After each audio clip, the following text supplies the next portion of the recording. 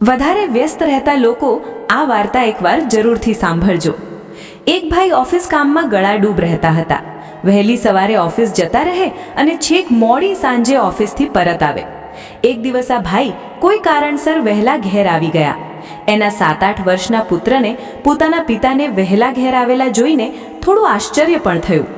પુત્રએ પોતાના પિતાને પૂછ્યું, પપ્પા, તમે આટલું બધું કામ કરો છો તો તમારી કંપની તમને શું પગાર આપે છે? પેલા ભાઈએ જવાબ આપ્યો કે બેટા, મને કલાક પર પગાર મળે છે। હું 1 કલાક કામ કરું એટલે મને 500 રૂપિયા મળે। પુત્રએ પોતાના પિતાને કહ્યું, પપ્પા, મને 300 રૂપિયા આપો ને, મારે જોઈએ છે। રૂપિયા આપવાની વાત તો દૂર રહી, પરંતુ બાળકને તો ગાલ પર નાનો તમાચો મળ્યો।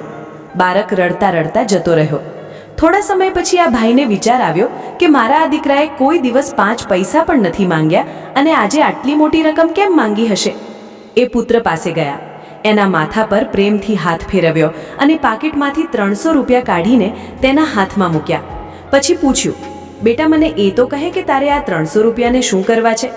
છોકરો ઊભો થયો, પોતાની ગલ્લાપેટી ખોલીને તેમાંથી બધું પરચુરણ કાઢ્યું અને આ પરચુરણનો ખોબો ભરીને તેમાં પિતાએ આપેલા 300 રૂપિયા ઉમેર્યા।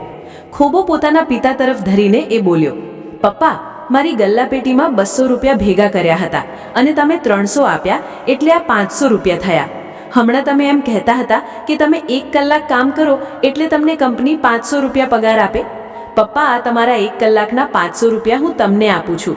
તમે મને તમારો 1 કલાક આપો, મારી સાથે બેસો અને વાતો કરો।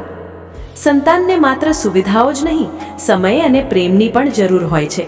રૂપિયા કમાવાની દોડમાં એ બાબતનો પણ વિચાર કરીએ કે રૂપિયા કમાવા જતાં ક્યાંક કંઈક એવું ના ગુમાવી બેસીએ જેથી કમાયેલા રૂપિયા ખર્ચવા છતાં પણ પેલું ગુમાવેલું પાછું ના મળે। મિત્રો, જો આ વાર્તા તમને ગમ્યું છે તો શેર કરતા ના ભૂલતા અને વિડીયોને એક લાઈક અને ચેનલને સબસ્ક્રાઇબ ચોક્કસ જરૂરથી કરી લેજો। ધન્યવાદ મિત્રો।